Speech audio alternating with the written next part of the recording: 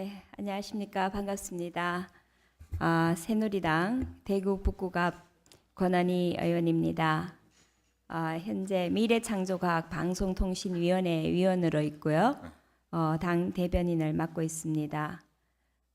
오늘 대구에서도 정말 많은 분들이 오신 것 같아요. 감사합니다.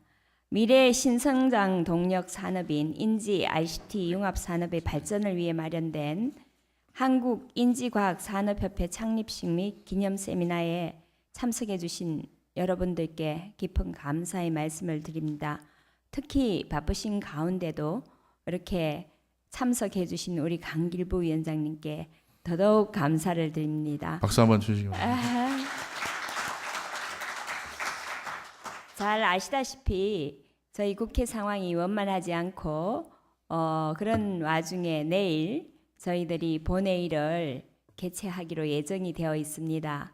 그래서 아마 의원님들이 오늘은 지역구 활동이나 이렇게 이제 내일 본회의를 하기 때문에 준비를 하느라고 국회에 많이 안 계시는 것 같습니다. 어쨌든 오늘 세미나 준비를 하느라고 노력을 기울여 주신 우리 인지과학산업협회 장병탁 회장님 또 부회장님 우리 강양구 교수님 등 많은 분들 그리고 바쁘신 가운데 발제를 맡아주신 우리 삼성전자 김지희 상무님 또 대경 첨단의료산업진흥센터 이상일 센터장님 SKT의 박명순 원장님 그리고 열띤 토론에 참여해 주실 패널 여러분들께도 감사를 드립니다. 과학기술과 ICT를 핵심으로 한 기술과 산업의 융합은 미래 사회의 먹거리를 비롯하여 의료, 에너지, 복지 등 다양한 분야에서 주목을 받고 있습니다. 특히 인지기술과 ICT 융합은 지능형 로봇 개발의 필수적인 융합기술로서 산업 전 분야에 다양하게 응용되어 사용될 만큼 무한한 가능성을 가지고 있습니다. IBM은 향후 5년 내에 컴퓨터가 인간의 오감을 인식하고 이를 정보로 저장하여 활용하는 단계까지 기술이 발전될 것으로 예상하고 있으며 이미 미국 내 특허 중 오감 인식 관련 특허 출원 비중은 10%를 넘을 만큼 인지기술과 ICT 융합 산업은 고부가가치 산업으로서 이 시대의 새로운 패러다임을 이끌고 있습니다. 하지만 우리나라 인지 ICT 융합 산업은 정책적 지원과 소통 부족으로 인해서 현재 협업 체계가 제대로 이루어지고 있지 않습니다. 인지 ICT 융합 산업 성과가 결실을 맺고 세계 시장에서 선도적인 역할을 하기 위해서는 정부의 체계적이고 장기적인 계획과 산학년 간의 유기적인 소통이 필요합니다. 이에 오늘 창립하는 인지과학산업협회가 산학연 협력을 통해서 인지 ICT 융합 산업의 기술 개발과 발전을 도모하고 또 창조 경제 활성화의 한 축을 이룰 수 있는 미래 신성장 동력 산업으로 성장해 가는데 큰 역할을 해 주시기를 기대합니다. 더불어서 정부와 기업 그리고 사회 각 분야의 전문가들이 지혜를 모으는 오늘 세미나가 우리나라 인지 ICT 융합 산업 발전을 위한 합리적이고 발전적인 정책을 수립할 수 있는 토대가 마련되기를 기대합니다. 저 또한 미래창조과학 방송통신위원회 위원으로서 인지 ICT 융합 산업 발전을 위해서 정책적 지원 속도를 높일 수 있도록 국회 차원의 지원을 아끼지 않겠습니다. 오늘 세미나에 참석해 주신 모든 분들께 다시 한번 감사를 드립니다. 감사합니다. 예. 네, 감사의 말씀 드립니다. 오늘 우리 또 바쁘신데 정말 바쁘신데 우리 강길부 의원님께서 오셨는데 저희 축사 말씀 한번 듣도록 하겠습니다. 강길부 의원을 앞으로 모시겠습니다. 큰 박수로 맞이해 주시기 바랍니다.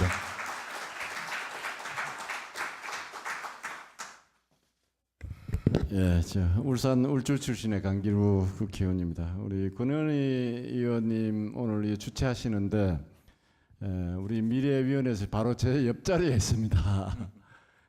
저는 뭐 과학 분야 출신 전공을 한 사람이 아니기 때문에 모르면은 항상 권 의원인데 물어봐야 될 행편인데 이제 제가 여기에 조금 관심을 갖는 것은 제가 울산의 국립대를 이제 유치를 하면서 그게 이제 정부에서 조정해가지고 과학기술 쪽으로 이렇게 되다 보니 오늘날 유니스트가 탄생이 됐는데 대통령 선거 공약으로 뭘가 있느냐면은 산재모병원을 짓기로 이렇게 되어 있습니다. 근데 거기에 얘기를 이래 들어보면은 지금 여기서 말하는 인지과학산업협회에서 하는 이런 일들하고도 연관이 있는 것 같습니다. 이 이제 고령화 사회가 되고 또 산재 환자가 생겼을 때 이를 치료하는 방법 중에 이제까지의 이 산재 환자들에 대한 치료가 이 산재병원의 의료 수준이 높지 않고 그저 민간 병원의 입원 수준이 되다 보니까 이것을 좀 첨단화해서 빨리 치료를 시켜서 현장에 복귀시켜야 되지 않느냐 하는 것이 노동부의 하나의 꿈이 되어 있습니다. 그래서 그런 것을 하는 과정에서 지금 인지산업 이런 것하고 로봇 의료기기라든지 이런 것들이 다 해당이 된다고 얘기를 들었습니다. 그래서 오늘 우리 이 협회 인지과학산업협회의 창립도 축하드리고 또 기념 세미나를 하면서 이 분야에 대한 지혜를 모아서 앞으로 우리가 과학기술 개발하고 또 창조 경제를 이끌어가는데 큰 역할을 해주시기를 기원드리겠습니다. 축하드립니다. 감사합니다. 예, 감사합니다. 예, 정말 좋은 말씀 감사 말씀드리고요. 이 행사가 있기까지 많은 관심과 격려를 아끼지 않았었던 정가변 국회 부의장님께서 오셨습니다. 우리 큰 박수로 단상으로 모시도록 하겠습니다. 예, 반갑습니다. 창조경제 실현을 위한 한국인지과학산업협회 창립식 및 기념 세미나 개최를 진심으로 축하드립니다. 또한 이 자리를 마련해 주신 권은희 의원님과 한국인지과학산업협회 관계자 여러분께 감사의 말씀을 드립니다. 아울러 바쁘신 가운데 발제와 토론을 맡아주신 이상국 교수님을 비롯한 각계 전문가 여러분께도 깊은 감사의 말씀을 드립니다. 우리나라는 ITU가 전 세계 157개국을 대상으로 평가하는 ICT 발전 지수에서 2010년 이후 4년째 연속으로 1위를 지켜오고 있는 ICT 강국입니다. 하지만 선진국들은 이미 미래 먹거리를 찾아 새로운 첨단 기술 개발에 들어갔고 후발국들의 추격이 매서울 만큼 우리는 현재만 머물러 있을 수는 결코 없습니다. 특히 중국은 막강한 내수 시장을 기반으로 ICT 시장 규모가 우리나라의 자그마치 5배를 넘어섰고 대규모 연구개발 투자로 일부 기술 분야는 심지어 우리를 추월했다고들 합니다. 이러한 상황에서 인간 수준의 지능을 구현하는 인지 ICT 융합산업은 인류의 삶을 혁신적으로 발전시킬 새로운 시장이라는 것에 주목해야만 합니다.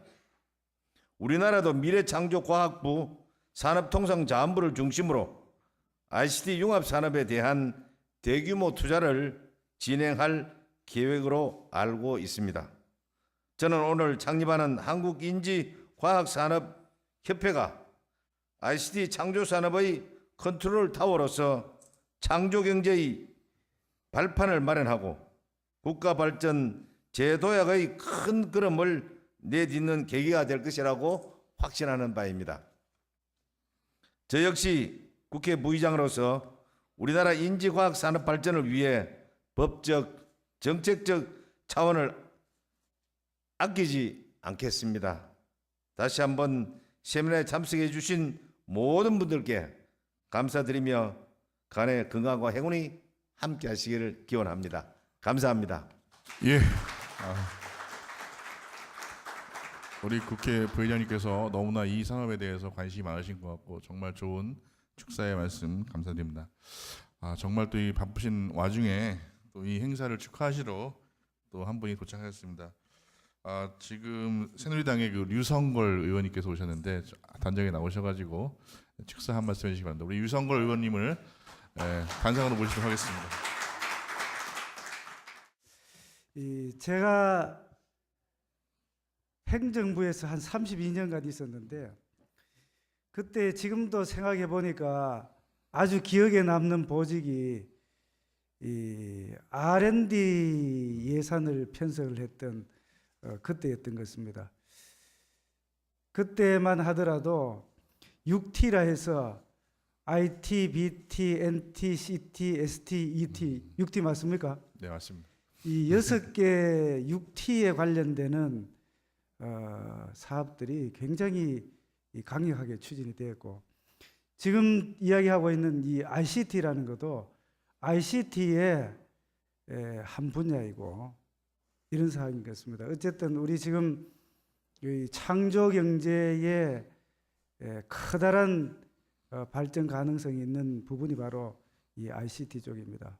물론 다른 R&D도 매우 중요하지만 이 인지 ICT는 말하여 앞으로 사람과 로봇이 어떻게 될 것인가 하는 정도로 발전할 분야이고 또 지금 현재 그런 연구가 계속되고 있는 걸로 알고 있습니다. 어쨌든 오늘 우리 이 창립 한국인지과학산업협회 창립 선포식하고 기념 세미나를 진심으로 축하를 드립니다. 우리나라 그 R&D 예산이 금년도에 17조 8천억에서 내년도에 18조 8천억 수준으로 세계에서도 거의 탑 수준입니다. GDP 대비도 마찬가지고 또 예산 대비는 1입니다. 그런 정도의 예산을 투입을 하고 또 거기에 따라서 인재 양성과 기술 개발이 지금 활발히 되고 있습니다. 아무쪼록 오늘 참석하신 모든 분들이 다 함께 뜻을 합치고 또 관련된 분야의 연구가 계속된다면은 우리나라의 ICT, 우리나라의 R&D, 우리나라의 과학 발전, 더 나아가서는 창조 경제, 더욱더 나아가서는 대한민국의 국민 행복 시대가 열릴 것으로 생각합니다. 오늘 창립 선포식과 기념 세미나 진심으로 축하드립니다. 감사합니다. 예, 정말 감사의 말씀을 드립니다. 다음은 이 창립 선포식 및 기념 세미나를 준비해 주신 사단법인 한국인지과학산업협회 장병탁 그 회장님을 대신해 가지고 이상국 수석 부회장님께서 환영사가 있겠습니다. 이상국 부회장님을 단상으로 모시겠습니다. 큰 박수로 맞으시기 바랍니다.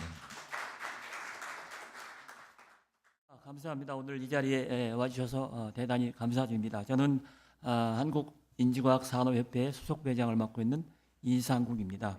앞에서 의원님들 좋은 말씀 감사하고요. 오늘 이 자리에 저희가 하나만 약속하고 저희 환영사를 대신하겠습니다. 다른 무엇보다도 저희 협회가 산학연관이 공통으로 느끼는 애로사항을 해결하고 향후 저희 ICT 융합의 발전에 건전한 발전을 도모하는데 최선의 역할을 다하겠습니다. 고맙습니다. 감사합니다. 예, 감사의 말씀을 드리고요. 다음은 저희 사단법 인지과학산업협회의 그 추진 전략 및 향후 그 방향 보고인데 간단하게 말씀드리게 되면은 저희가 그 금년 5월 29일 날 저희가 미래창조과학부로부터 협회의 승인을 받고 6월 9일 날 저희가 현판식도 했습니다. 그리고 7월 초에 저희가 1차 세미나가 이루어진 상황이고 향후 저희가 그 부회장님께서 말씀하셨듯이 그 ICT 관련 분야의 산학연관이 협력해가지고 다양한 R&D 사업이라든가 핵심 기술 연구 그리고 회원사 간의 유기적인 발전을 위해서 최대한 노력할 것을 약속을 드립니다. 오늘 총 그 4분의 세미나가 발제자 계십니다. 사단법인 한국 그 인지과학산업협회의 수석부회장 이상국 교수님의 인지 ICT 패러다임 시프트를 통한 신생태계 창조라고 하는 분야의 기조연설이 있고 그 이외에 삼성전자 김지희 상무님의 ICT 융합 빅데이터 오퍼튜니티 인 티칭 앤 러닝이라는 분야에도 있고요.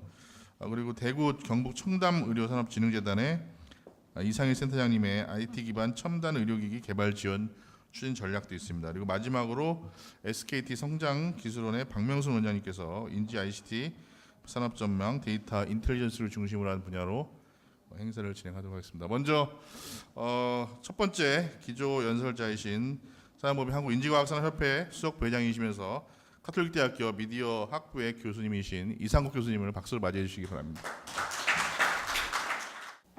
저희 협회 수석 부회장 이상국입니다. 오늘 제가 말씀드릴 내용은 휴먼 ICT 생태계 구축과 저희 인지과학 산업과의 어떤 역할 관계가 있는지를 아주 짧게 한 5분 정도 말씀드리도록 하겠습니다. 여러분 벌써 많은 정보를 들으신 것처럼 저희 인지 ICT 분야가 과연 저희 그 인지 ICT나 또 융합 관계에 대해서 어떤 그 역할, 또 패러다임이 있는지, 어떤 패러다임 시프트를 위해서 어떤 일을 할 수 있는지에 대해서 아마 많이 아시는 것처럼 저희의 그 최종 파이널 골이라고 할까요? 최종 목표는 그야말로 우리의 삶을 이해하고 우리의 인간을 이해하고 우리를 도와주면서 진정한 인간의 동반자로 갈 수 있는 그러한 기술들은 인간을 닮은 기술을 잘 개발해야 될 거라는 그런 생각에 저희가 인지 ICT 패러다임 시프트란 말로다가 저희 자료의 첫 장을 이렇게 메꿔놨고요. 다음 페이지 넘어가시면 저희 기술의 정의나 또는 의의에 대해서는 여러분들 많이 아시겠지만 한마디로 말씀드리면 기술 자체가 스스로 인간을 이해하고 인간을 도와주고 스스로 판단해서 명령이 내리기 전에도 오히려 창의적인 결정과 주변 상황을 이해하면서 진정으로 우리를 행복으로 이끌 수 있는 그런 기술을 개발하려고 시작한 기술이 여기 인지 ICT 기술이라고 정의한 바 있고요. 다음 페이지 넘겨주세요. 그래서 저희 인지 ICT 관련돼서 왜 그런 기술이 중요한가는 저희가 저희가 뭐 미래 ICT라든가 또 인지 ICT 이런 것들이 하드웨어, 소프트웨어, 인간의 지능 또는 인간의 삶과 이어지는 그러한 영화라든가 또 공상과학 어떤 시나리오라든가 이런 데서 우리가 많이 본 바와 같이 상당히 중요한 과학기술 분야로 자리매김하고 있습니다.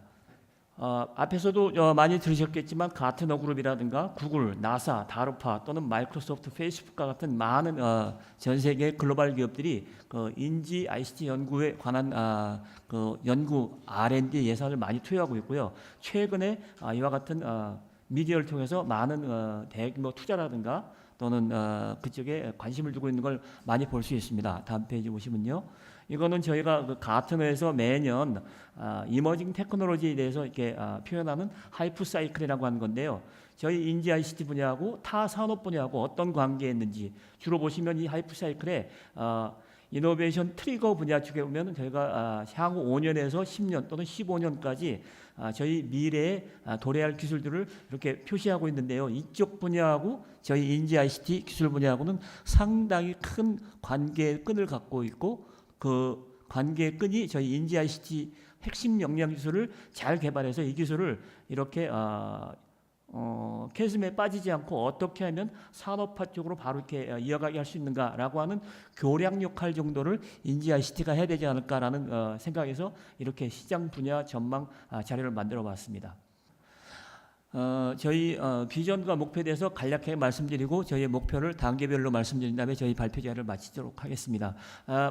말씀드린 대로 저희 협회는 오늘 창립 선포식 및 기념 세미나를 했고요. 그 다음에 향후 저희 목표는 회원사 2,000개, R&D 규모 1,000억 그렇게 해서 저희 나라의 산업 가치가 1조에서 2조 정도 되는 그러한 목표를 가지고 글로벌 리딩 연구 클러스터를 만들려고 하고 있고요. 그 다음에 이러한 연구 클러스터로부터 앞에 말씀드린 패러다임 쉬프트가 가능한 인지 ICT 산업을 선도하는 그런 협회로 가려고 하는 비전과 목표를 가지고 있습니다. 그렇게 해서 저희가 세운 단계 1에서 단계 3까지의 저희 목표는 처음에는 인지 ICT 연구 저변을 확대하고요. 향후 핵심 기술이 무엇이고 또한 신규 블루오션이 어디에 있는지를 밝혀내면서 최종적으로 3단계에서는 저희가 글로벌리 인지 ICT의 리더십을 확보하는 것을 저희 협회의 목표로 하고 있습니다. 이어지는 자리에 보시면 저희 협회가 어떠한 에코시스템에서 어떠한 역할을 할 건지, 그다음에 저희가 단기간에 잡아놓은 비즈니스 모델이 뭔지에 대해서는 지금 배포하여 전해드린 자료를 살펴보시도록 하시고요. 저희 협회 그 기념 세미나에서 기조 연설을 이 정도로 마칠까 합니다. 고맙습니다. 네, 감사합니다. 수석 부회장님께서 간략하게 저희 인지과학산업협회의 미래 비전에 대해서 말씀을 드렸습니다. 저희 그 세미나 도중에 우리 또 민병주 의원님께서 왔다가 가셨습니다. 갔다가 바쁘신 관계로 가셨고, 다음 세미나를 준비하도록 하겠습니다. 다음 발표자는 그 삼성전자의 김지 상무님이십니다. 인지 ICT 융합, 빅데이터 opportunities in teaching and learning이라는 주제를 가지고 발표를 진행해 드리겠습니다. 제 백그라운드 잠깐 말씀을 드리면요, 사실 제가 계속 일해왔던 곳은 이제 한국이 아니라 미국에서 한 15년 정도 인공지능 분야에서 계속 연구를 해왔거든요. 미국의 남가주 대학 USC라고 하는 유니버시티 서던 캘리포니아에서 일해왔고, 그 다음에 작년에 이제 KT에 와서 뭐 관련된 연구를 했고, 지금 10월 달부터 제가 사실은 삼성전자에 입사하게 되었습니다. 그리고 제가 이제 다양한 분야에서 그 인지과학이 사실 인공지능의 아버지라고 할 수 있는 그런 그 분야인데, 그쪽을 보면서 또 하나의 어플리케이션, 이제 교육 쪽으로 제가 생각하기에는 앞으로 많은 산업적인 또는 교육적인 또는 사회적인 그 임팩트 있는 프로젝트가 나오지 않을까 하는 그런 관점에서 말씀을 드리겠습니다. 현재 저희들이 이제 생각하고 있는 교실에서의 교육이 이제 학생들이 컴퓨터를 많이 사용하고 뭐 아이패드니 뭐 여러 가지 기기를 많이 사용하면서 실제로는 그 얼굴 보고 하는 교육보다는 컴퓨터를 사용하는 온라인 사용, 여러 가지 그 어플리케이션 사용하는 그런 행동들이 더 많아지고 있습니다. 그래서 뭐 이북도 그런 종류의 하나이고, 또 온라인에 뭐 인강이라고 그러죠. 인터넷 강좌들도 생기고, 그리고 또 새로 나오는 용어들도 많아졌어요. 뭐 소셜 러닝, 이래서 혼자서 배우는 것이 아니라 온라인에서도 한 사람이 자기 그냥 강의 듣듯이 하는 것이 아니라 다른 사람과 같이 그룹 베이스드 러닝을 한다는 내용들이 이제 떠오르고 있고, 그 다음에 뭐 게임 같은 것도 교육적인 게임들도 많이 생기고 있습니다. 그리고 또 몇 가지 이제 좀 이렇게 사실 신조어는 아니지만 이제 알아두면 좋을 만한 말들이 있는데, 이제 LMS, 러닝 매니지먼트 시스템이라는 것이, 그러니까 어떻게 하면 교실에 있는 여러 가지의 어려움을 ICT 기술로 해결할 수 있을 것인가 하는 그런 이제 컨셉으로 나온 프로덕트들이 많은데, 무드나 뭐 블랙보드 이런 것들이 있습니다. 근데 무드 같은 경우는 풀리 오픈 소스거든요. 그러니까 아무나 자기가 원하는 대로 또 바꿀 수도 있는 그런 이제 시스템들이 나올 수가 있고, 이 트렌드는 현재 이렇게 그 이어 바이 이어로 보시면은 얼마나 많은 사람들이 이런 LMS 시스템들을 온라인 인터넷 상에서 언급을 했는지를, 그러니까 서치를 통해서 구글 서치 트렌드를 보면은 뭐 10배가 아니라 20배, 30배, 그 2005년부터 2013년만 보더라도 그 증가하는 속도가 엄청나죠. 그리고 이제 미국에서 사용되는 그 시스템, 실제로 제 아들도 이제 이걸 쓰고 있는데, 그 나비안스라는 시스템이 있어요. 뭐냐 하면은 자기의 그 커리어를 지금 벌써 중학생, 뭐 초등학생 때부터 내가 커서 뭐가 될 것인가, 내가 무슨 바이오 엔지니어가 될 것인가, 아니면은 뭐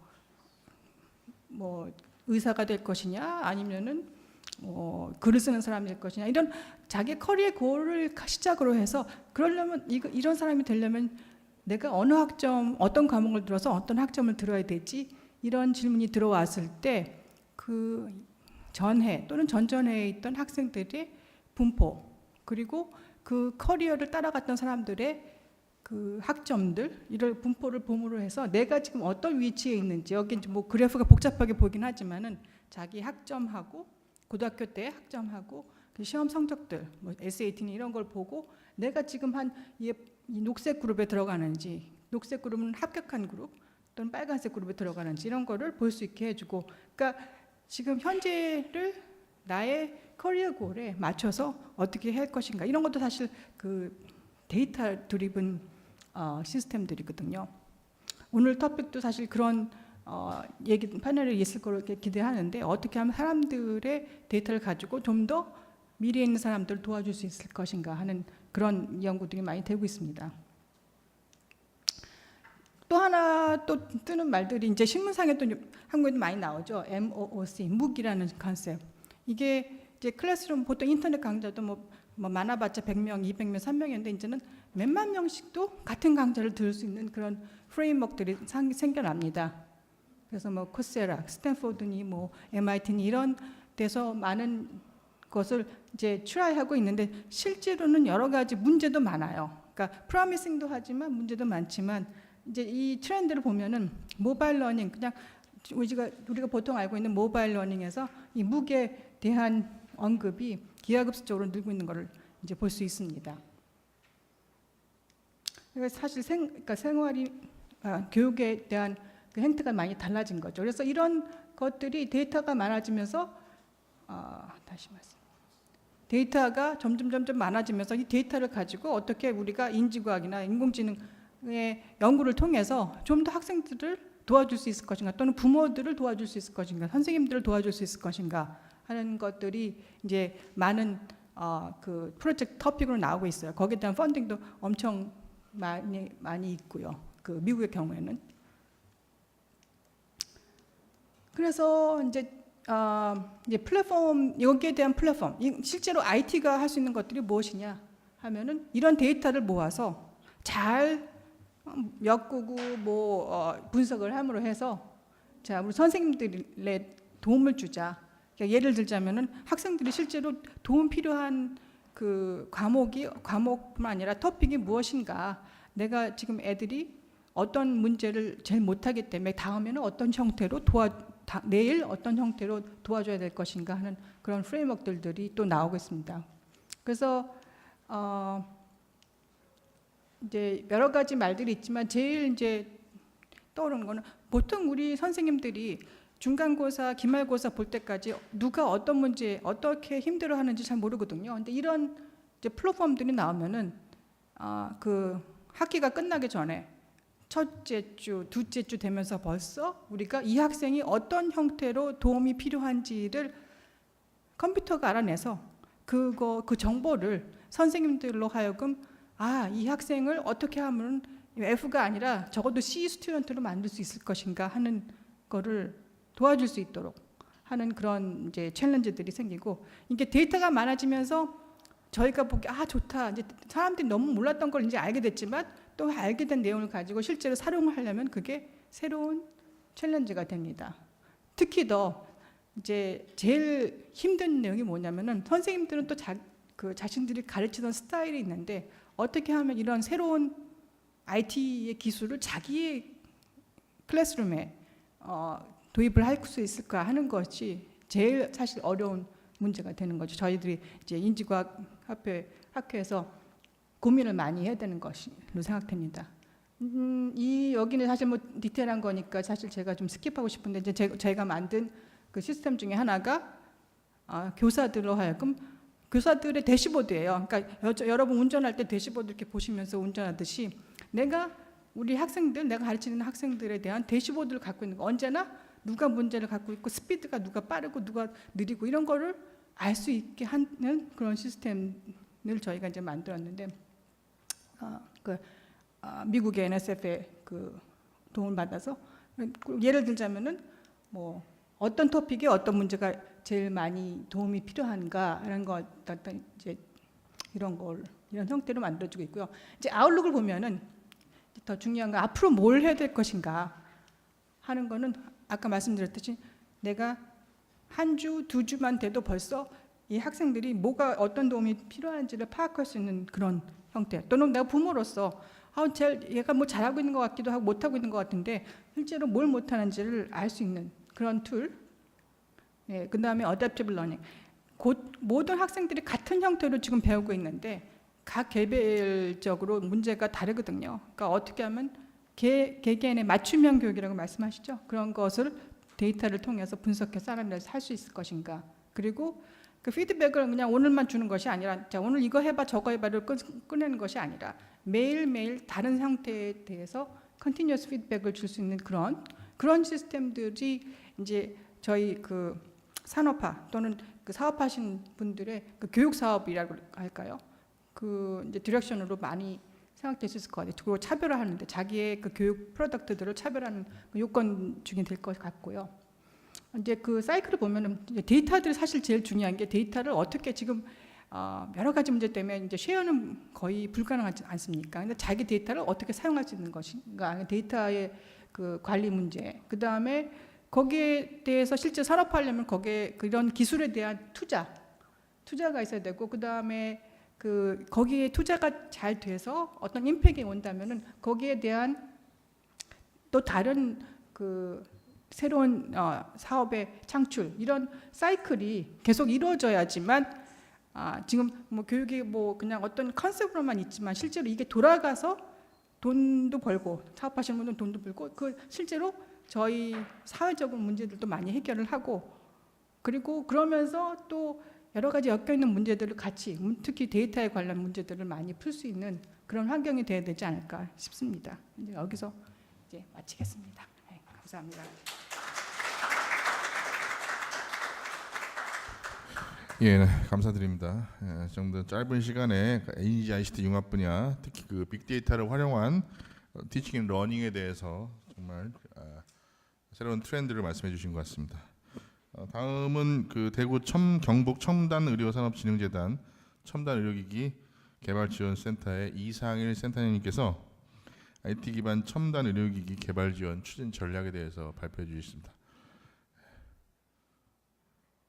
다시 한번 박수로 맞이해 주시기 바랍니다.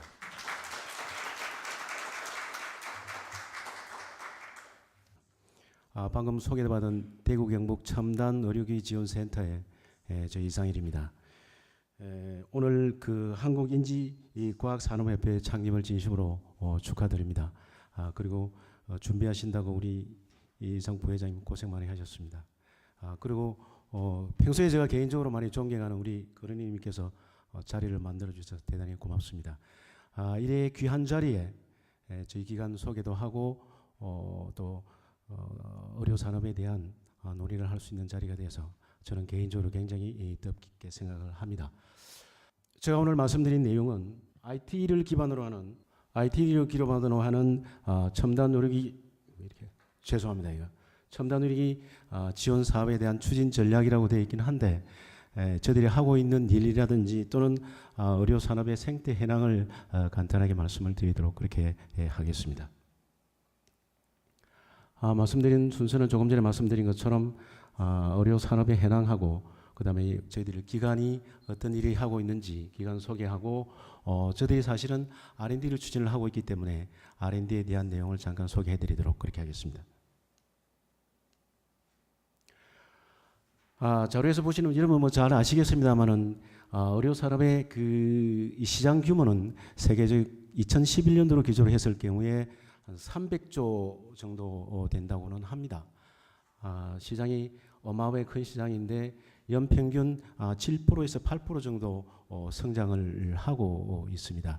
그에 비해서 우리나라 같은 경우에는 국내 시장은 한 4조 3천억 정도의 아주 작은 규모의 시장을 형성하고 있습니다. 자료에서 보시는 것처럼 2006년 이후에 평균 8.3% 정도 성장을 하고 있는 모습을 볼 수가 있습니다. 그런데 이 규모가 세계 시장에서 1.2%밖에 차지를 하지 않고 국내 생산 규모도 보시는 것처럼 한 3조 4천억 정도밖에 되지 않는 그런 규모를 구성하고 있습니다.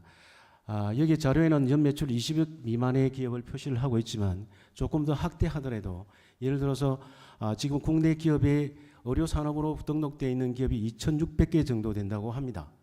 2,600개 중에서 50억 이상 매출을 올리고 있는 기업들이 7.8%, 한 8%도 되지 않는 그런 수준의 가 우리 의료 산업의 현 주소입니다.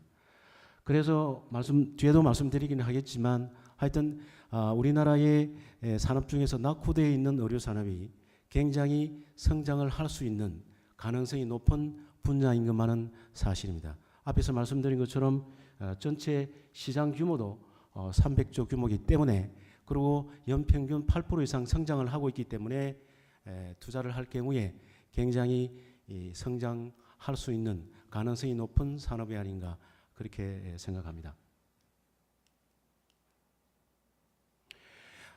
기술력을 보면 자료에서 보시는 것처럼 선진국 주로 미국을 기준으로 했을 때 산업 품목별로 조금 차이는 있지만 60%에서 70% 수준. 통계적으로 보통 발표를 드릴 때 선진국 대비 60% 수준이라고 이야기를 많이 하고 있습니다.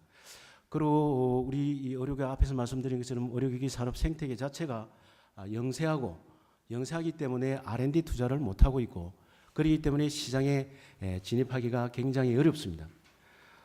그 다음에 앞에서 말씀드린 것처럼 여러분 잘 아시는 것처럼 의료기기 산업이라고 하는 것은 기술 집약형 산업입니다. 그렇기 때문에 여러분 우리나라가 제조업이 굉장히 강국이고 특히나 더 IT 쪽의 강국이기 때문에 단기적인 성장의 잠재력이 굉장히 크다고 할 것입니다. 따라서 정부는 R&D 지원을 많이 해야 한다. 그런 말씀을 드립니다. 왜냐하면 앞에서 말씀드린 것처럼 잠재력이 굉장히 많이 있기 때문에 그렇습니다. 그리고 우리 기업들이 제조 아까 말씀드린 IT 기술과 그다음에 갖고 있는 제조 기술이 기반이 된다고 한다면 굉장히 빠른 속도로 성장할 수 있기 때문에 정부나 또는 국회에 계시는 위원님들께서 많은 지원을 해 주십사 하는 말씀을 곁들여서 드립니다. 오늘이 이제 그 인지 산업에 대한 이 말씀을 나누기 때문에 저희들도 나름대로 인지 산업에 대한 자료를 조금 준비를 했습니다. 여러분 잘 아시겠지만 우리나라가 인지 산업 쪽에는 아직은 기술 개발이 초기 단계에 가 있기는 합니다. 통계 자료에 보면은 우리나라가 지금 현재 고령화 사회에 접어들었다고 이야기를 하시기도 합니다만은 통계적으로는 2025년도 되면은 전체 인구의 35%가 고령화 인구로 늘어난다고 합니다. 그렇다고 하면은 세계 통계에 비하면 우리가 한 2배 정도 높은 그런 수준이기 때문에 우리나라는 인지 쪽에 특히나 ICT를 동원한 인지 쪽의 기술 개발에 중점적으로 투자할 필요성이 있다. 왜 그런가 하면은 앞에서 말씀드린 것처럼 고령화 사회가 되면서 나타날 수 있는 내적 질환에 대한 치료가 인지 쪽에 많이 요구가 되고 있기 때문에 그래서 내적 질환을 진단할 수 있는 분야에 활발하게 전 세계적으로 연구가 되고 있고 특히나 미국이나 영국, 일본 선진국으로 중심으로 하는 대규모의 투자들이 많이 이루어지고 있습니다. 조금 전에 우리 수석 부회장님께서 통계 숫자는 말씀을 하셨습니다만은 어쨌든 이쪽에 상당히 선진국들이 시장 선점을 위해서 엄청난 투자들을 하고 있다. 그런 말씀을 드리고 국내 같은 경우에는 내 연구원이 신설이 됐습니다만은 아직까지는 초기 단계에 머무르고 있습니다. 다음은 이제 저희 센터에 대한 간략한 소개를 해 올리겠습니다.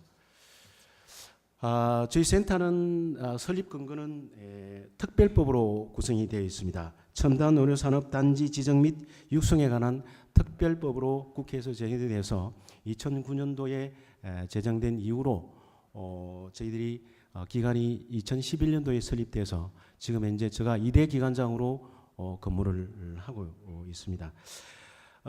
이 특별법에 보면 2009년부터 2038년도까지 4조 6천억을 투자할 그런 계획으로 되어 있습니다. 이건 이제 저희하고 대구하고 이제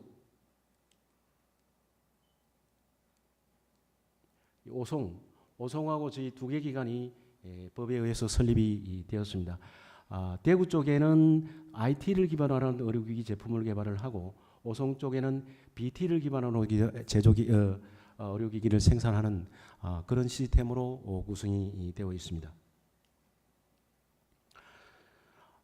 저희 기관은 전체에 11,000평방미터 정도의 면적을 가지고 지하 2층, 지하 5층 건물로 구성이 되어 있습니다. 저희 조직은 오부 14팀으로 정원은 113명으로 구성이 되어 있습니다. 아직 이제 아까 잠깐 제가 말씀드린 것처럼 1단계 때는 보시는 것처럼 기반 구축 사업을 추진을 했다고 한다면 2단계 때는 그 조직을 운영하는 R&D를 수행하는 그런 기관이 되겠습니다. 그래서 저희 기관에 주어지는 미션은 앞에서 말씀드린 것처럼 영세한 낙후되어 있는 우리 의료 산업을 빨리 일으켜 세워서 성공 모델을 만들어내는 게 저희의 주 업무가 되겠습니다. 주로 지원하고 있는 분야는 공동 연구를 중소기업과의 아까 앞에서 말씀드린 것처럼 2,600개의 우리나라의 기업이 있는데도 불구하고 그 기업 중에서 50억 이상 매출이 8%가 10% 미만인 수준이기 때문에 연구소를 갖고 있는 기업들이 몇 개가 되지를 않습니다. 그렇기 때문에 우리들 기관에서 직접 중소기업에서 필요로 하는 아이디어만 제시해주면 거기에 대한 직접 연구를 저희들이 직접 그 기업의 아이디어 제시한 기업들과 공동으로 연구 개발을 하고 거기에서 나오는 결과물을 직접 시제품 제작도 저희들이 하고 있습니다. 그 다음에 시제품 제작이 끝나고 나면 거기에 대한 시험 검사까지 마무리해주는 그런 시스템으로 우리 기관이 일을 하고 있습니다. 연구 지원 분야는 여러분께서 보시는 것처럼 전 분야입니다. 특히나 이제 오늘 논의되고 있는 그 인지 쪽은 이 뇌질환 쪽인데 이쪽도 저희들이 연구를 하고 있고 또 장비 개발도 추진을 할 걸로 준비를 하고 있습니다. 다음은 저희들이 이제 설계 제작 부분인데 저들은 주로 다품종 소량 생산 장비 위주로 업무를 추진을 하게 됩니다. 그래서 앞에서 말씀드린 것처럼 제품 검사 평가까지 마무리하는 원스톱 서비스를 제공하도록 그렇게 업무가 시스템이 되어 있습니다. 시험 검사 기능 쪽에는 보시다시피 이제 안전성 평가라든지 신뢰성 평가, 그다음에 시험 인정까지 모든 분야에 저희들이 지원을 하고 있습니다. 또 한 부분이 이제 저희들이 이제 전임상 지원 부분인데 보시는 바와 같이 맞춤형 동물 실험 지원까지 저희들이 하고 있습니다. 간단하게 저희들이 추진하고 있는 R&D 사업을 잠깐 말씀드리겠습니다. 앞에서 말씀드린 것처럼 저희들이 조직 내에 1단계 때 저희들이 인프라를 구축했다고 말씀을 드렸는데 저희들이 갖고 있는 인프라를 활용을 해서 산업체 애로 기술이라든지 맞춤형 시작품 제작, 그 다음에 신뢰성 강화를 위한 의료기기 제품 기술 개발의 전체적인 부분을 다 담당을 하고 있다는 말씀을 드리고 또 크게 두 트랙으로 진행이 되고 있는데 하나는 기반기술 공동연구지원과 하나는 수요지 맞춤형 연구지원 두 가지 트랙으로 지원을 하고 있습니다. 그래서 앞에서 말씀드린 것처럼 저희들은 국내에서 유일하다고 하면 좀 과장된 표현이 하지만 많은 장비들이 그러니까 세계 최초 장비뿐만 아니고 큰 대형의 장비들이 보유를 하고 있습니다. 보시는 것처럼 지금 현재 저희들이 설치를 하고 있는데 이번 10월 달에 완성이 될 겁니다. 이때 우리 권 의원님 모시고 시간이 되시면 꼭 참석을 해 주십시오. 그렇게 이 행사를 아마 저희들이 오픈식을 할 겁니다. 그래서 같이 이 앞에서 말씀드린 MRI 장비와 같이 연동해서 쓸 수 있는 이런 장비들이 설치가 돼서 운영이 되고 있습니다. 다음 페이지. 마지막으로 앞에서 제가 말씀드린 것처럼 우리 센터는 정부가 엄청난 돈을 투자해서 만들어 놓은 단지입니다. 그렇기 때문에 저희들이 보유하고 있는 장비는 세계에서 유일한 장비도 있고 또 병원에서 활용하고 있는 장비 중에서도 대행 장비나 또는 소행 장비들이 많이 갖고 있습니다. 그래서 중소기업들이 필요로 하는 R&D에 지원을 할 만반의 준비를 다 갖추고 있습니다. 그래서 아직까지는 뭐 아까 말씀드린 대로 설립된 지가 얼마 되지 않았기 때문에 홍보가 많이 되지 않았는데 앞으로 열심히 홍보를 해서 낙후되어 있는 우리 의료 산업의 발전에 기여할 수 있도록 최선의 노력을 다하겠습니다. 여러분 많은 지원 부탁드립니다. 감사합니다. 네, 수고했습니다. 대우가 첨단 의료 산업 진흥 분야에 상당히 앞서는 그런 기관으로서 센터님께서 상당히 노력하시는 것을 우리가 강연을 통해서 알 수 있었습니다. 다음은 우리 그 세미나의 마지막 순서인 그 미래 인지 ICT의 산업 전망 분야에 대해서 SK 성장기술원의 박명순 원장님 앞으로 나와서 오셔가지고 데이터 인텔리전스를 중심으로 한 분야에 대해서 강연해 주시겠습니다. 박수로 맞이해 주시기 바랍니다. 네, 반갑습니다. SK텔레콤 성장기술원을 맡고 있는 박명순입니다. 성장기술원 잠깐 소개를 드리면 저희는 온갖 종류의 데이터를 분석하는 그런 기술을 개발하고 있습니다. 아마 좀 이따 설명을 드릴 텐데 데이터의 종류에는 저희가 알고 있는 데이터 외에 뭐 비디오 멀티미디어 데이터도 있고 이미지 데이터도 있고 음성 데이터도 있고 그런 이제 데이터의 종류들을 저희가 데이터화 시키는 그런 기술들을 이제 주로 개발하고 있습니다. 오늘 말씀드릴 이제 주제도 저희가 다양한 이제 데이터를 분석을 하고 여기에서 의미 있는 인포메이션을 추출하는 게 오늘 이제 강연 세미나의 주제가 되는 어떤 코그니티브 컴퓨팅 내지는 코그니티브 ICT로 갈 때 가장 중요한 그 베이스라인이 이 방대하게 그 나오는 이런 데이터들을 잘 정리해서 그 속에서 인포메이션을 만들어내고 또 추론이라든지 리즈닝 이런 걸 통해서 궁극적으로 이제 그 인지과학에서 얘기하는 인간과 유사한 능력을 가지는 그런 ICT가 될 수 있는 베이스가 되지 않을까 생각을 합니다. 네. 그래서 맨 처음에 이제 데이터에 대해서 이제 좀 소개를 드리자면 아마 잘 아시고 계실 텐데 저희가 이제 흔히 접하는 데이터는 제일 왼쪽에 있는 이제 넘버와 관련된 이제 데이터들입니다. 숫자, 뭐 각종 수치 정보라든지 평균이라든지 통계에서 쓰는 이제 다양한 기법들이 주로 이 숫자 데이터들을 가지고 이제 분석을 하고 뭔가 임플리케이션을 뽑아내고 이제 인텔리전스를 뽑아내는 단계라고 한다면 사실은 이런 데이터가 이제 숫자로 되어 있는 게 가장 명료하고 명확하지만 이런 숫자로 된 데이터 외에도 상당히 많은 데이터가 있습니다. 뭐 잘 아시는 그 글자로 된 데이터, 텍스트 데이터를 이제 이해해서 그 텍스트 데이터가 인간은 그걸 보면 이해하겠지만 사실은 ICT 디바이스나 컴퓨터는 그걸 이해하는 방법을 알려줘야 이게 어떤 그 글자가 어떤 것을 의미한다라고 하는 것을 알 수 있고요. 이 텍스트 데이터는 뭐 아시다시피 굉장히 많은 방대한 데이터가 있습니다. 주로 보면은 텍스트 데이터가 뭐 보통 한 K 바이트 단위로 이제 기초 단위로 이제 얘기를 하고 있다면 우리가 많이 쓰고 있는 이제 이미지 데이터 주로 이제 사진이라든지 이런 걸로 되어 있는데 이런 데이터들은 거의 한 메가급 단위. 요즘은 뭐 최근에 아마 그 갤럭시 노트 같은 경우에는 18메가 픽셀이 나온다고 하니까 최소한 그 몇십 메가의 어떤 데이터들을 만들어내고 있습니다. 이미지 데이터들이. 그다음에 그 외에도 저희가 각종 듣고 있는 그 음악이라든지 음악도 이제는 그 디지털라이즈가 되어 있기 때문에 음악 자체로도 상당히 많은 그 데이터로서의 의미를 가지고 있고요. 당연히 저희가 알고 있는 뭐 영화라든지 이런 멀티미디어 컨텐츠는 이미지, 동영상, 그다음에 저희가 얘기하는 소리에 대한 정보, 뭐 굉장히 많은 그 정보들을 담고 있습니다. 그것들을 데이터량을 보면은 저희가 생각하는 것보다는 상당히 많은 데이터고 앞서 말씀드린 모든 데이터가 한 5% 정도를 차지한다라고 하면은 앞으로 멀티미디어 데이터는 거의 95%가 전체 저희가 얘기하는 빅데이터의 주류를 이룰 것으로 예상을 하고 있고요. 이 데이터도 점점 디바이스의 성능이 높아지면서 하나의 어떤 컨텐츠가 담아내는 그 데이터라든지 이런 양이 점점 늘어나고 있습니다.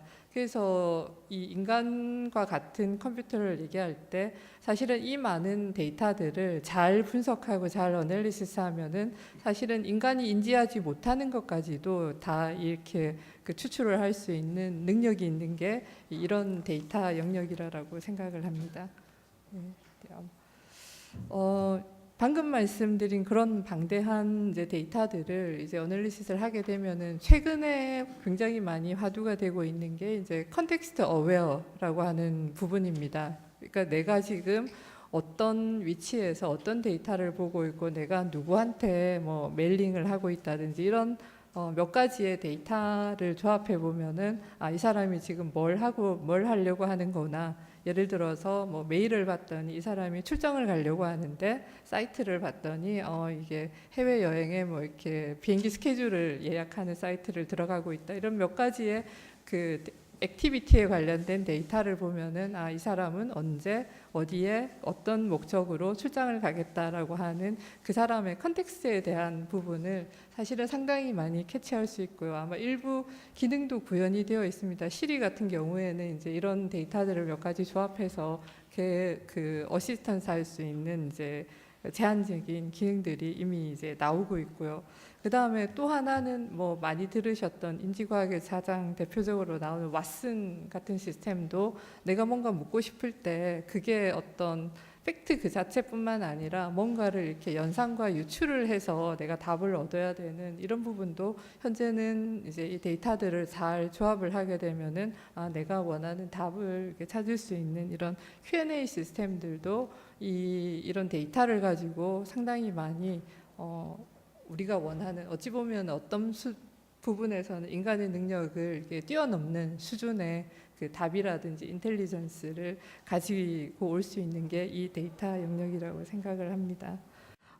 그 다음 장에서 이제 제가 좀 설명을 드리려고 했던 건 사실은 이런 데이터를 만들어내는 장비들이 굉장히 늘어나고 있습니다. 이게 이제 지금 현재 이제 싸잡아서 이제 IoT라고 이제 얘기하는 부분들이 굉장히 광범위한 영역입니다. 현재는 보면은 주로 데이터를 만들어내는 가장 널리 쓰이는 게 휴대폰이고요. 이게 이제 IoT가 점점 늘어나면서 그 각각의 역할에 맞는 디바이스들이 각각의 상황에 맞는 어떤 데이터들을 굉장히 많이 이제 만들어내게 되고, 이런 데이터들을 통해서 가장 작게는 이제 팩트 중심의 내가 뭘 하고 있다, 어디 상황에 있다, 뭘 하려고 한다라고 하는 그 팩트 각각에 대한 부분을 유추할 뿐만 아니라 좀 더 궁극적으로는 아까 말씀드린 것처럼 이 사람이 지금 굉장히 업셋된 상황에서 뭔가에 화가 나 있고,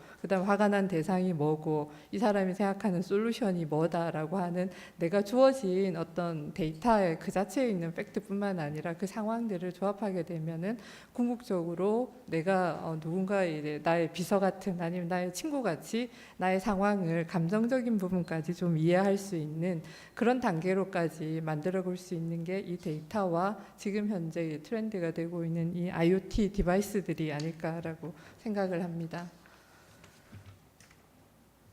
그래서 이 부분은 이제 IoT도 보면은 저희 관점에서는 이게 그냥 어떤 기능만 하는 디바이스가 아니라 이 기능에다가 플러스 어느 정도의 인텔리전스를 가져가냐에 따라서 굉장히 다양한 형태의 레인지의 그 인텔리전스 디바이스들이 존재할 것으로 예상이 되고요. 그러니까 지능적인 부분에서 굉장히 이제 브레인의 영역에 해당되는 인텔리전스가 굉장히 익스트림리 되어 있는 이제 왓슨 같은 시스템이 있을 거고, 그게 아니라 지능보다는 어떤 움직임이라든지 그 각각의 어떤 역할에 좀 더 디펜던트하게 되어 있는 굉장히 디바이스적인 그 IoT부터 다양한 레인지가 있을 거라고 생각을 합니다. 그렇지만 궁극적으로 추구해 나가는 거는 인간과 커뮤니케이션을 하기 위해서는 이 인텔리전스 영역은 굉장히 이제 극대화되는 거고, 그 다음에 이 로보틱스라고 하는 디바이스가 움직이느냐 움직이지 않느냐, 어떤 역할을 하느냐라고 하는 부분은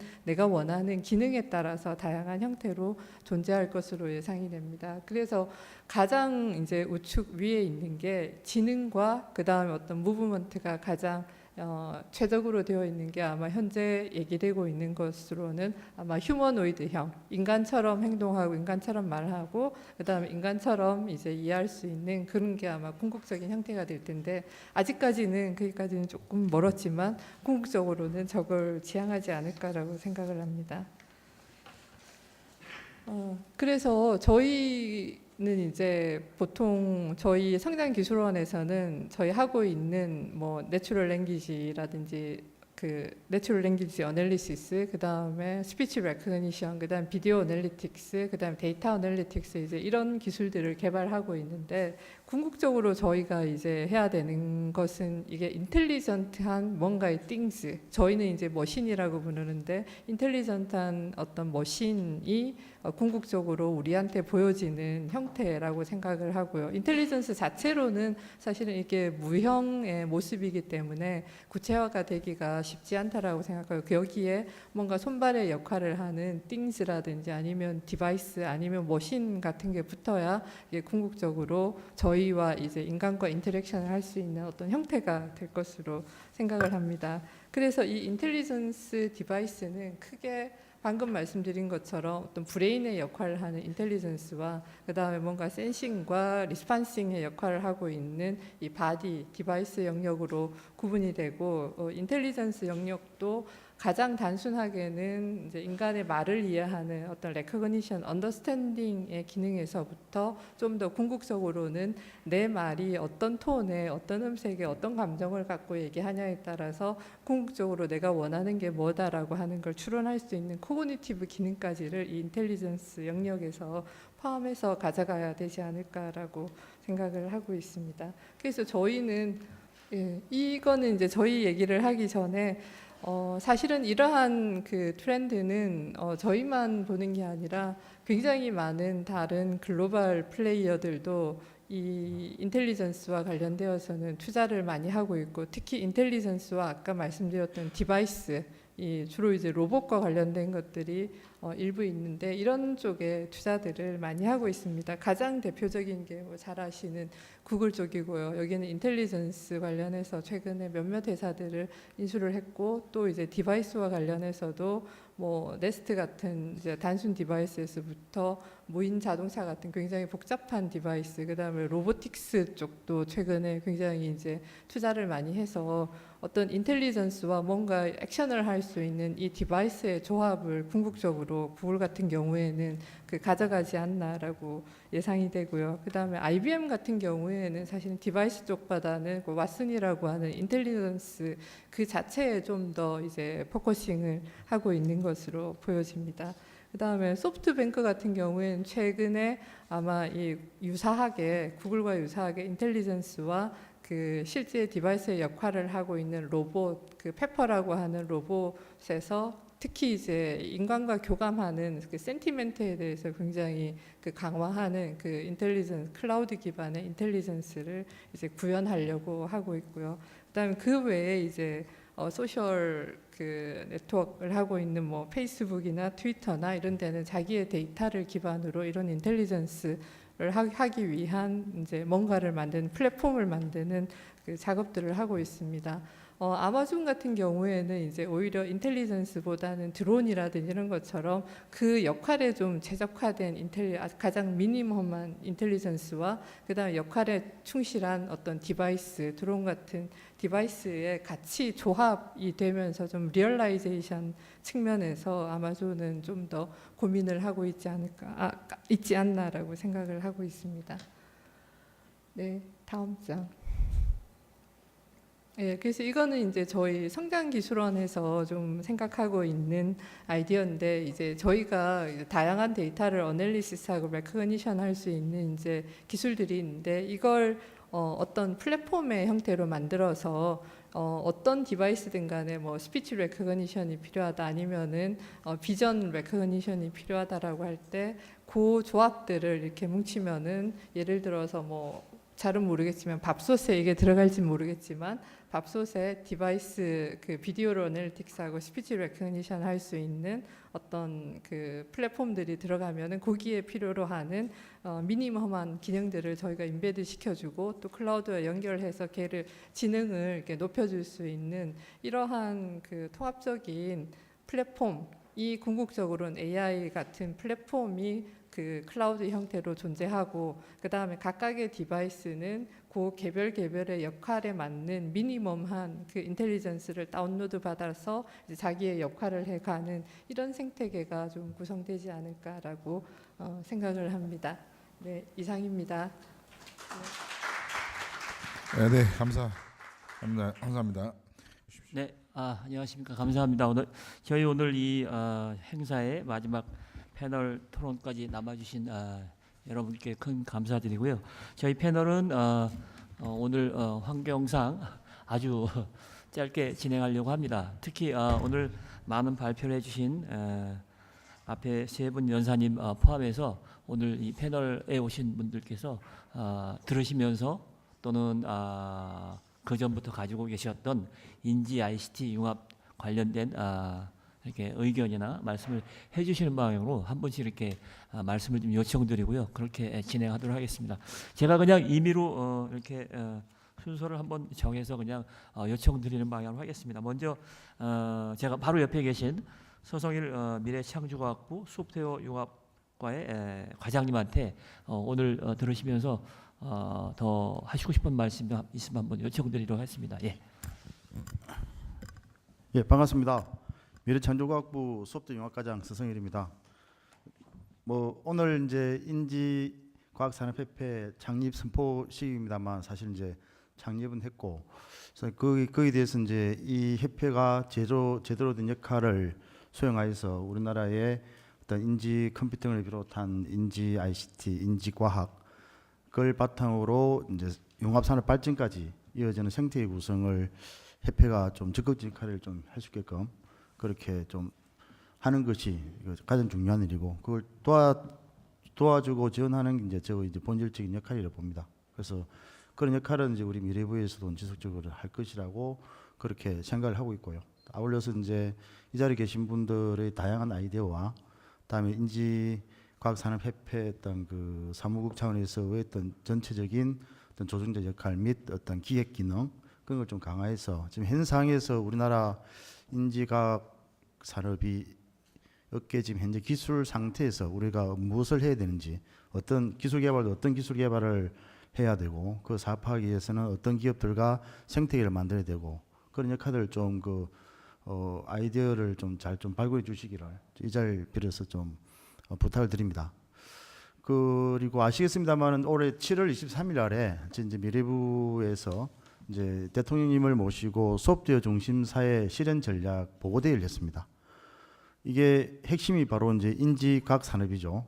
이게 소프트 중심 사회는 뭐냐면 지금까지 우리나라의 국가 성장이나 어떤 산업 발전, 경제 성장들이 사실 하드웨어 기반의 어떤 국가 인프라를 만들고 그걸 바탕으로 한 산업이 국가 성장의 주도를 해왔다면, 이제는 보이지 않는 가치라 할 수 있는 소프트웨어, 보이지 않는 가치들이 나라의 발전을 이끌고 또 세계의 성장을 이끄는 핵심적인 역할을 하는 그런 패러다임적 전환에 와 있습니다. 이러한 흐름에 맞추어서 보이지 않지만 엄청난 가치를 가지고 있는 소프트웨어 기반으로 국가 성장을 이야기하고 산업을 발전시킬 수 있는 패러다임 시프트를 해보자 하는 차원에서 했던 게 바로 수업 중심 사회 실현 전략입니다. 그래서 아마 그에 따라서 많은 이제 과제들이나 주요 내용들이 각 부처별로, 그리고 우리 반에서도 이제 많은 부서에서 많은 전문가분들도 이제 그런 아이들을 많이 구성하고 있을 겁니다.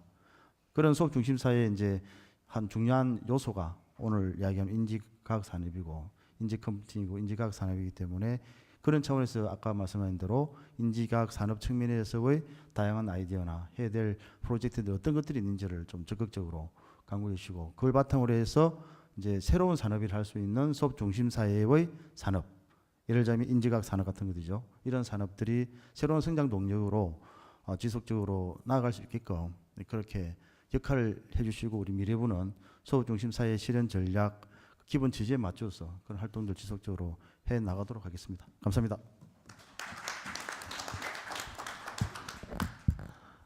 네, 대단히 감사합니다. 서성일 과장님. 오늘 특별히 또 저희 7월 23일에 대통령님 모시고 있으셨던 그 국가 성장 동력 원으로서의 그 소프트웨어의 가치를 한 번 더 말씀해 주셔서 저희 협회 임직원들이 많은 힘을 받고 열심히 일하는데 도움이 될 만한 좋은 말씀 감사합니다. 다음으로는 오늘 굉장히 바쁘신데도 불구하고 먼 길을 이렇게 오신 대구 테크노파크의 권업 원장님께 좋은 말씀 요청드리도록 하겠습니다. 박수를 한번 보시죠. 이 먼 길에도 불구하고 이렇게까지 오셨다고 말씀을 해주시는데 제가 걸렸던 시간에 비하면은 제가 여기서 보았던 느낌이라든가 트렌드에 비하면은 그거는 정말로 아무것도 아닙니다.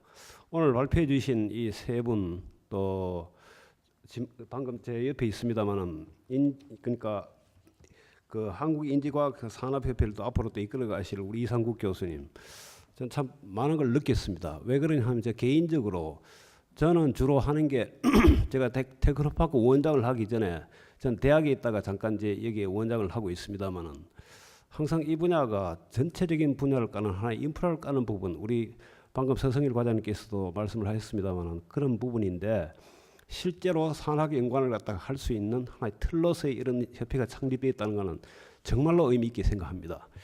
자, 그런데 여기서 제가 말씀드릴 게 테크노파크라는 데가 어떤 데냐 하면은 지역 단위로 산업 정책 기획을 하고, 산업 정책이라는 게 소위 매크로 레벨의 산업 정책도 기획을 하고, 그 다음에 우리가 특화 센터별로 해갖고 프로젝트 단위로 사업을 하면서 거기서 마이크로 레벨에서 또 산업 정책 부분을 갖다가 타치하는 게 있습니다.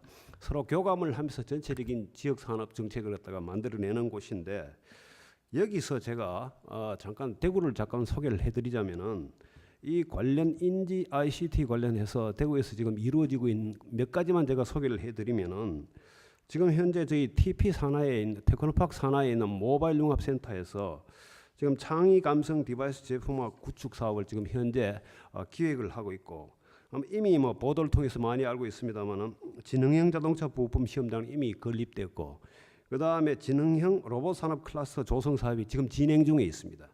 그리고 또 하나는 차세대 소프트웨어 융합 산업 클러스터가 조성 사업이 지금 이루어지고 있고, 마지막으로 조금 규모는 작습니다만은 그러니까 휴먼 케어 콘텐츠 사업이 대구의 경북대학 중심으로 지금 현재 이루어지고 있습니다. 이것뿐만 아니라 작은 단위의 사업까지 다 하면은 참 많습니다. 많은데 한마디로 얘기해서 대구 지역의 이 분야의 산업이라 하는 게 그 저변 자체가 아주 급속히 지금 신장하고 있어요. 그래서 여기에 잠깐 말씀드리자면은 글로벌 인지과학 산업 컨퍼런스가 내년 한 4월 우리 여기에 계시는 권은희 의원님 중심으로 해서 지금 현재 기획되고 있습니다. 아마도 그 현재 대구에서 이루어지고 있는 이런 산업적 저변과 합쳐서 대구에서 이 컨퍼런스가 이루어진다면 굉장한 의미를 갖지 않겠느냐, 저는 기대에 마지 않습니다. 요 한 말씀을 제가 드리고, 두 번째는 아까 제가 몇 번 언급을 했습니다만은 이 협회 저는 관심이 굉장히 많습니다. 어떻게 이제 이게 운영이 될까? 제가 면밀히 제가 받았던 자료로만 가지고 이렇게 봤습니다. 면밀히 한번 봤는데 관심사가 그런 거거든요. 이게 어떻게 운영될 것이냐. 그래서 제가 받았던 자료는 풀 버전이 아니고 일부 발췌했는 거였는데, 오늘 와서 좀 읽어보니까 제가 드리고 싶은 말씀 이 여러 가지들이 아마 이미 여기에 보니까 풀 버전 속에서는 많이 나와 있습니다. 하지만 뭐 중복은 중복이지만은 제가 꼭 강조해 말씀드릴 것은 다시 한번 말씀을 드리겠습니다. 이미 이 자료에 나와 있습니다만은 인지 ICT는 응용 분야가 굉장히 광범위합니다. 아까 이상국 교수님 이미 말씀하셨기 때문에 하나 제가 부탁을 드릴 것은 소위 기술 개발 단계별로 해갖고 그 시즈 기술들, 그러니까 소위 종자 기술들입니다. 이것을 다양한 시즈 기술을 갖다가 어떻게 확보하느냐, DB에서. 이게 저는 상당히 여기서 의미가 있으리라고 봅니다. 이제 아까 보니까 운영 모델에서 그러니까 협회 회원사 기준으로 해서 움직인다고 하시는데, 회원이 아닌 쪽에서도 그러니까 기술 시즈를 개발할 수 있는 여지가 상당히 많습니다. 그런데 이런 부분들을 어떻게 커버할 것이냐, 제가 한마디 저기 좀 말씀을 드리자면은 이 부분은 아마 대학이나 대학에서 스핀오프 되어 있는 창업자들, 벤처들 여기에 보다 많은 관심을 가질 필요가 있다. 이 말씀을 제가 꼭 한마디 드리고 싶고, 두 번째는 그 기술 개발 단계가 보통 TRL을 하죠. 테크놀로지 레디니스 레벨이라고. 원천 기반 기술에서부터 소위 기업에서 그 중간에 뭐냐 하면은 그 기업이 투자할 수 있는 단계의 기술, 그 다음에 실용화 기술까지 가는 단계에서 이것들 어떻게 연계할 것이냐. 이미 제가 여기 보니까 그렇게 하겠다는 이야기가 나옵니다. 나오는데 그걸 어떻게 연계시켜 가지고 그 기반 기술에서부터 기업에서 투자할 수 있는 기술까지 갈 것이냐. 이 연계가 사실상 굉장히 중요합니다. 제가 참고로 말씀드리면은 여기에 관련돼서는 여러 가지 그 연구도 많이 나와 있습니다. 예를 들어서 키아트에서 나와 있는 일본의 혁신 환경에 대한 분석을 표를 보면은 지난 20년간 분석을 했는 자료를 쭉 읽어보면은요, 혁신 환경에서 가장 키가 되는 것이 나중에 사업화까지 가는 단계에서 결국에는 기술 개발 단계, 그러니까 TRL에서 초기 단계에서 마지막까지 가는 단계에서 연계 기능을 어떻게 원활히 수행하느냐. 자, 이게 앞으로 이 협회가 할 일인 것 같아요.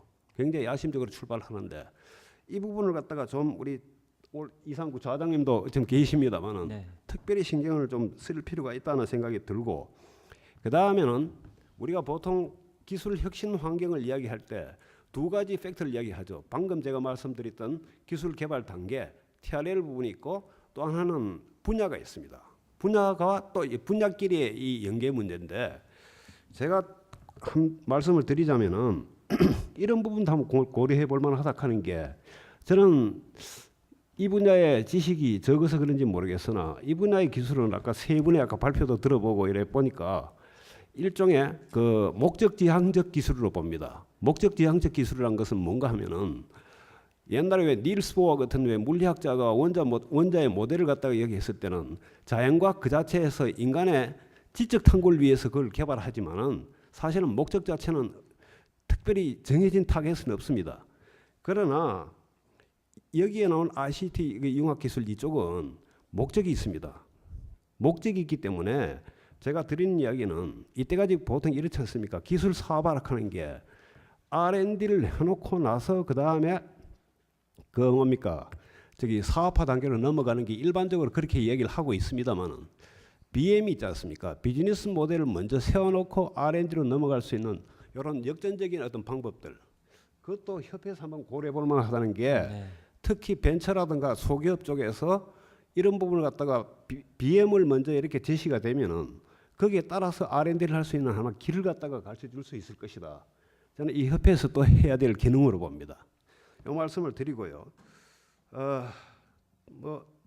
딴 이야기는 여러 가지가 있습니다만은 여기서 이미 여러 가지를 얘기했기 때문에 하여튼 중요한 것은 이 내부의 회원사, 정부든 누구든 간에 커뮤니케이션 굉장히 중요합니다. 연계.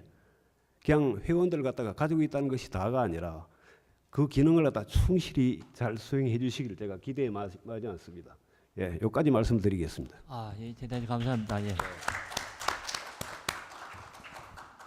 네, 권업 원장님, 대단히 감사합니다. 아주 좋은 말씀 잘 해주셨고요. 특히 저희 협회 이름에서 보시는 것처럼 저희가 이제 협회를 인지과학 그냥 협회가 아니고 산업자를 이렇게 붙여서 협회 타이틀을 정한 이유도 지금 원장님 말씀해주신 대로 기반 기술로만 끝나는 게 아니라 투자까지 이루어지는 그야말로 기술 사업화의 연계고리로서의 저희의 그 의무를 말씀해 주시는 것 같고요. 또 하나는 저도 이제 비슷한 말씀으로 이제 이렇게 생각합니다.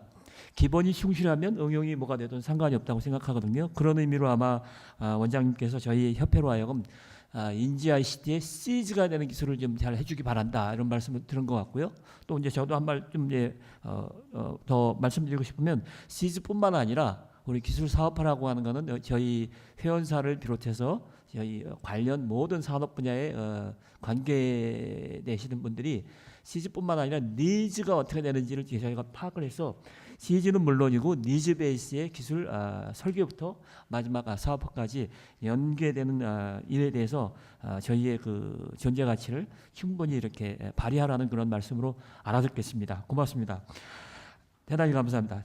그러면 방금 여기 원장님 말씀해 주신 데 이어서 그러면 바로 제가 좀 자리를 좀 멀리해서 대학에서 스피드업 되시고 이제 창업하신 얼마 안 되신 아주 젊으신 우리 차세대 리더이신 스윙크 주식회사의 양희세 대표님한테 한번 말씀을 요청하면 저희 패널 토의가 아주 멋있게 잘 이어질 것 같습니다. 부탁드립니다.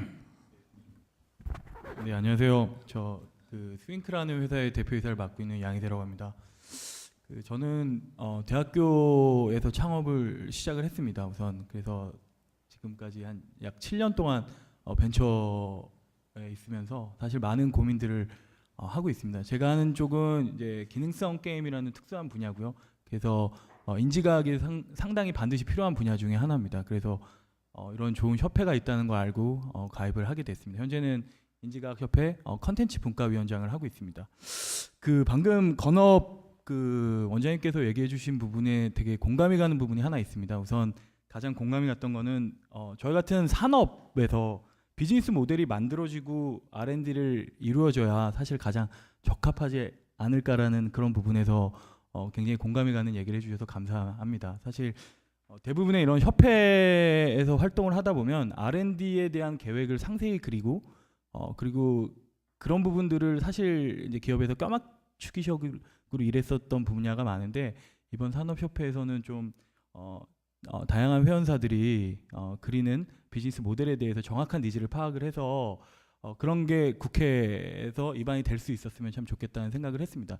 저는 우선 이번 협회에 있어서 가장 고민이 되는 부분 중에 하나였던 사실 이번 창조경제라는 말들을 할 때 가장 풀뿌리가 되는 게 저희 같은 중소기업들입니다. 그래서 이런 스타트업들이 필요로 하는 것들에서 사실 여기 몇 분 아시는 대표님들이 있으신데 사실 모든 게 부족한 게 스타트업과 벤처 창업을 하는 회사들입니다. 이런 큰 회사들이 아니기 때문에 이런 부분에서 사실 필요로 한 기술들이 완벽하지 않고 또 그런 기술들뿐만 아니라 인력들 여기 계신 대단하신 이렇게 기라성 같은 분들을 뵙기조차도 힘들고 있습니다. 사실 그런 어려움에 이런 산업들이 가지고 있는 어려움들이 있는데 이번 협회에서는 좀 이런 분들을 감히 제가 좀 친구가 돼서 좀 이 협회에서 친구 같은 역할을 해주셔서 저희 같은 중소기업들이 좀 잘 이렇게 인큐베이팅을 할 수 있게끔 좀 도움을 주셨으면 좋겠다는 생각을 가지고 있습니다. 그래서 그런 부분에서 자장님께서 한번 생각을 좀 협회에서 이런 스타트업들이 이렇게 풀뿌리처럼 잘 자랄 수 있게 창조 경제의 핵심으로 잘 자랄 수 있게 좀 어떤 도움을 주실 수 있는지 그리고 저희 같은 회사들은 사실 그 부분에서 한 3년 정도는 사실 정부 과제로 많이 이렇게 제안서를 넣고 그걸 통해서 기술 개발을 하고 매출을 만들어내야 되는 그런 것들이 있는데 정부 과제에 있어서 또 어떤 도움을 좀 주실 수 있는지 이런 부분들에 대해서 좀 역할을 좀 부탁을 드리겠습니다. 네. 예, 감사합니다. 오늘 여기 원장님 이어서 양희세 대표님 아주 좋은 말씀 감사드리고요. 잠깐 제가 이제 좀 시간이 좀 되긴 했지만 20여 년 전에 프랑스에서 지금 대표님 정도 좀 나이쯤에 공부를 할 적이에요. 박사과정 공부할 적에 그 학회에서 걔네 말로는 Physics on Earth라는 이름의 모임이 있었는데 영어로는 Physics in Hub 정도 되는 겁니다. 아직 풀은 안 됐지만 이제 아주 흑불이라고 말씀하시는 그런 것처럼 이제 막 공부하고 창업을 할까 말까 논문을 쓸까 말까 고민하시는 분들을 위해서 이렇게 정부나 그쪽 문교부에서 이렇게 만들었던 큰 자리가 있었는데 오늘 말씀해 주신 것처럼 저희 협회로 하여금 중소기업은 물론 벤처기업 그야말로 허브 같은 그런 벤처기업들 목소리를 말씀해 주셔갖고 저희가 잘 들었고요. 그리고 앞으로도 지금 말씀해 주신 그야말로 허브 같은 그런 아주 강소 벤처기업들의 이야기를 계속 잘 듣겠습니다. 고맙습니다. 그럼 이제 네 번째 패널분한테 시간을 잠깐 드리기로 하고요. 네 번째 김지 상무님 10월부터 이제 삼성에서 또 이제 새로운 또 멋진 역할을 또 맡으셨는데 아까 발표에 이어서 혹시 좀 더 하시고 싶은 말씀 있으시면 도움 말씀 부탁드립니다. 네, 감사합니다.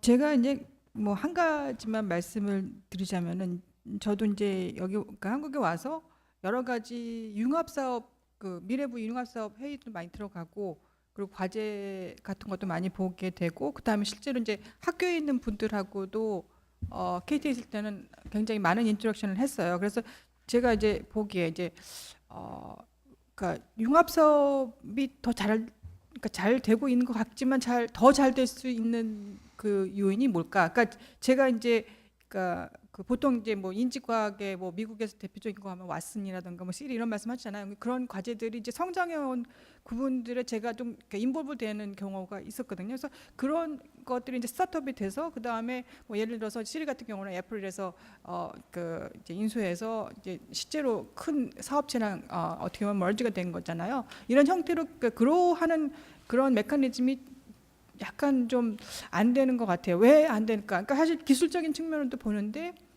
기술적인 것도 그 사이에 이제 한국에서 많이 발전했어요. 좋은 분들도 들어오시고 그래가지고 기술적인 점도 많고 또 그 정부에서도 굉장히 그 모멘텀이 그러니까 굉장히 인커리지하는 그런 분위기인데 실제로 잘 생각보다 안 되는 거는 제가 생각하기는 그래요. 그러니까 커뮤니케이션하고 오픈니스가 조금 현재는 부족한 것 같아요. 그러니까 미국에서 이렇게 얘기하고 이럴 때는 늘 밥 먹을 때도 이제 얘기하고 뭐 할 때도 얘기하고 계속해서 다른 사람들하고 이제 얘기를 하고 또 밥 먹는 것도 이왕이면 다른 사람 그러니까 밥 먹는 파트너를 계속 바꿔가면서 내일은 또 누구랑 먹을까 이런 형태로 해서 새로운 사람들하고 계속 얘기를 하면서 이 얘기를 통해서 새로운 아이디어도 나오고 또 어떻게 하면 더 자기 아이디어를 갖다가 그 사업화와 연결시킬 수 있는가 이런 거에 대해서 그리고 또 오픈니스라는 게 그냥 그 같은 피어와 커뮤니케이션하고 같은 그룹에 있는 사람은 커뮤니케이션 하는 것뿐만 아니라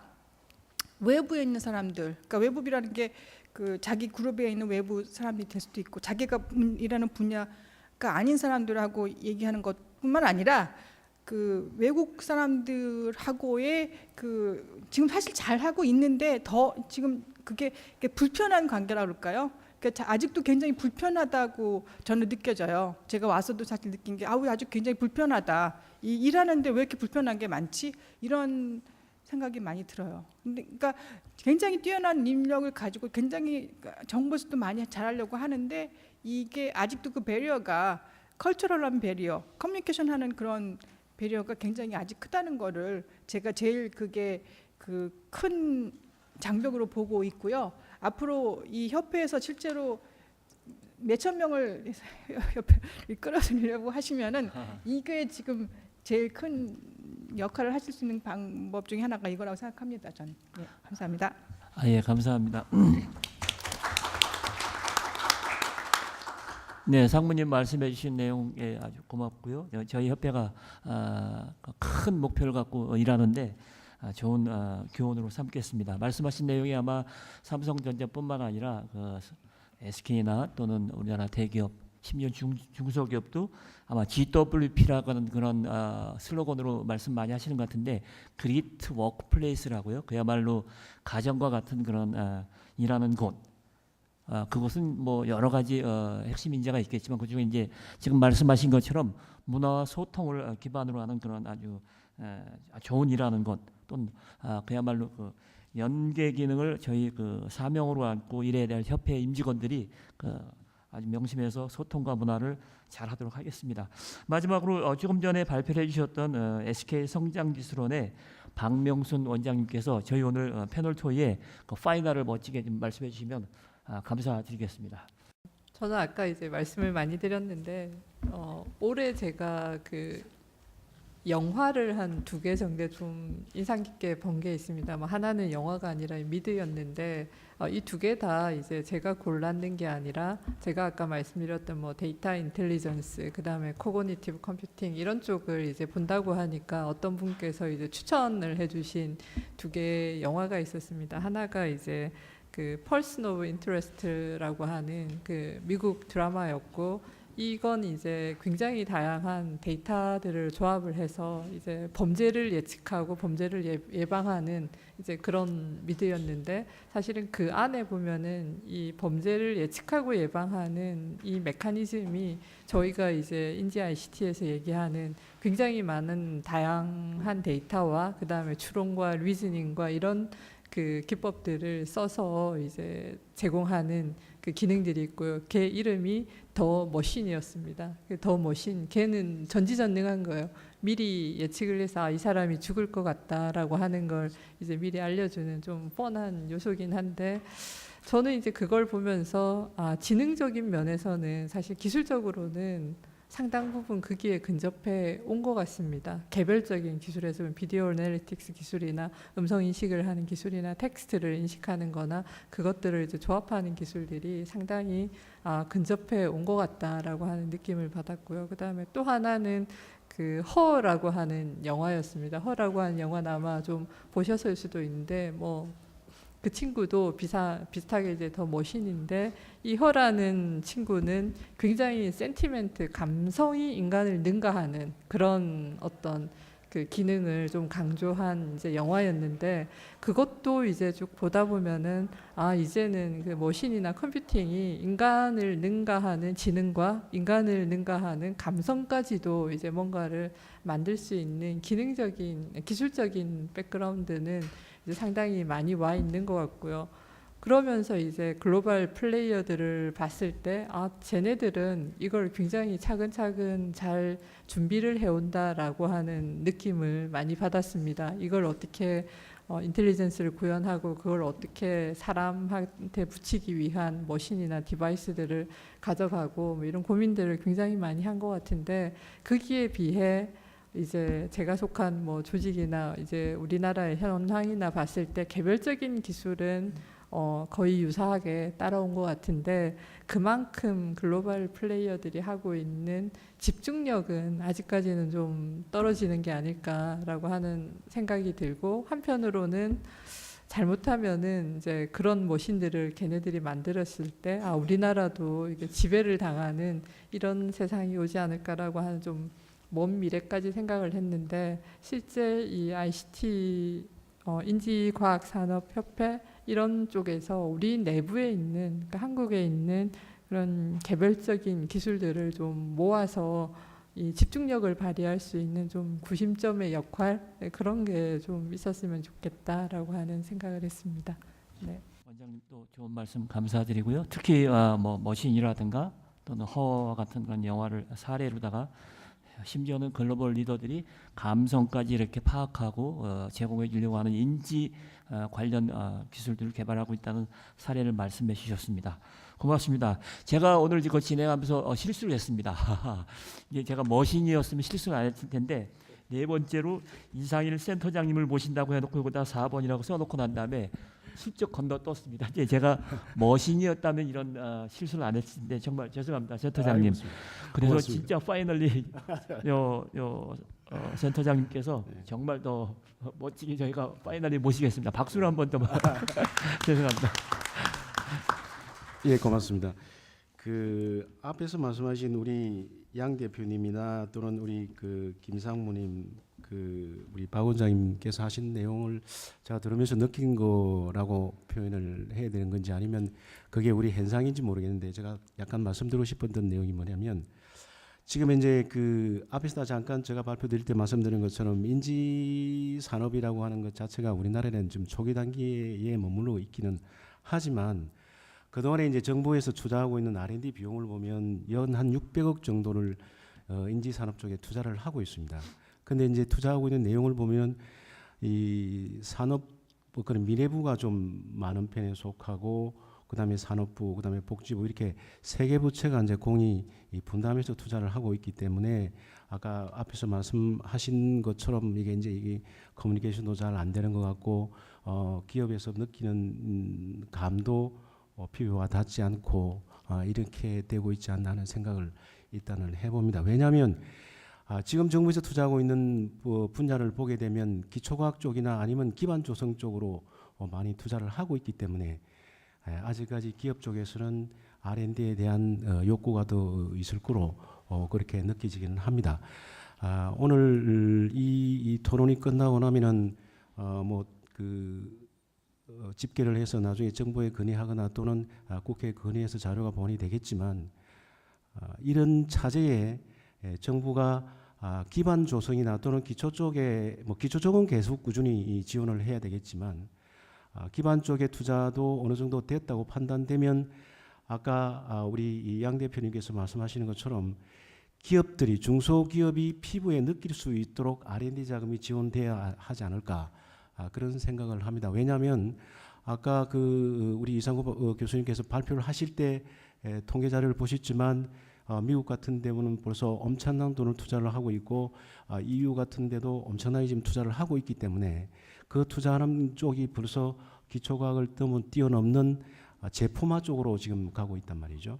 그렇다고 한다면 우리나라도 앞으로 기초과학이나 기반 조성 쪽으로 계속 갈 게 아니라 빠른 시간 내에 아까 말씀드린 대로 저희들 기반 IT 쪽이나 또는 제조업 쪽에 굉장히 기반이 좋기 때문에 정부가 정책적으로 또는 기업들이 이렇게 정책적으로 이렇게 방향을 틀어서 가기만 한다면 빠른 시간 내에 성장하지 않을까 그런 생각을 해봅니다. 그러면서 우리 이 협회가 그런 좋은 정책 대안을 정부에 건의해 주기를 저는 부탁드립니다.